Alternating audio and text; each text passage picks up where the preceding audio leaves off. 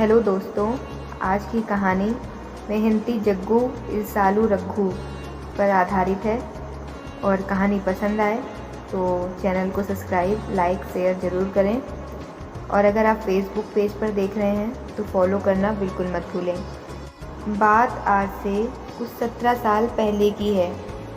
एक गांव में एक किसान रहता था। उसके 10 साल का लड़का था जिसका नाम जगदीश था। उस समय जगदीश की उम्र कुछ 8 वर्ष थी। पिता घर का खर्चा चलाने के लिए खेतों में काम करते थे।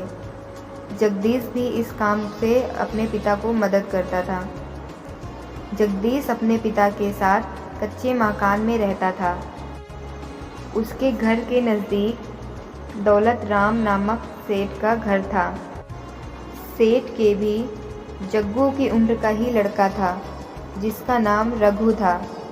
रघु बड़ा ही घमंडी किस्म का लड़का था। उसे लगता था कि उसके पिता बहुत अमीर हैं, इसलिए वह जगदीश को देखकर हंसता और उसे चिढ़ाता था। गर्मियों का मौसम था। कड़ी धूप, मई के महीने में सूरज आग उगल रहा था। इतनी तेज़ धूप में जगदीश और उसके पिता खेत में काम कर रहे थे। दौलत राम का लड़का बगीचे में बैठा आराम से रसीले आमों का मज़ा ले रहा था। साथ ही वह उन्हें आम खाते हुए जग्गू को चिढ़ाता रहता। यही नहीं, वह आम खाकर जूठी गुठलियाँ जग्गू के घर में फेंक देता। इससे जग्गू को गुस्सा आता और वह भी उन गुठलियों को उठाकर वापस रघु के घर में फेंक देता। ऐसा कई दिनों तक चलता रहा और दोनों के बीच कई बार झगड़े हुए। लेकिन यह सिलसिला तो चलता रहा। एक दिन किसान ने जगदीश को कहा कि तुम आम की गुठली को वापस मत फेंको।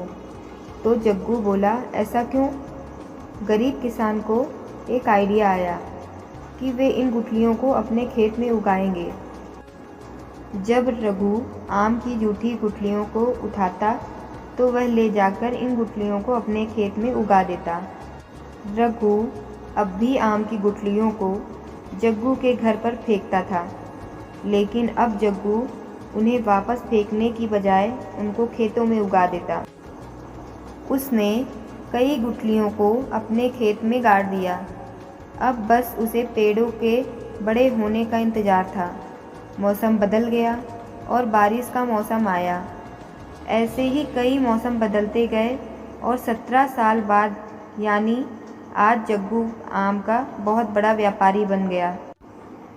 17 साल पहले उसके द्वारा उगाए गए आम अब बहुत बड़े पेड़ बन गए थे। उन पर मीठे मीठे आम आने लग गए। जग्गू उन्हें बाज़ार में बेचकर अपने व्यापार को बड़ा कर लिया। जग्गू के बचपन की मेहनत सफल हो गई।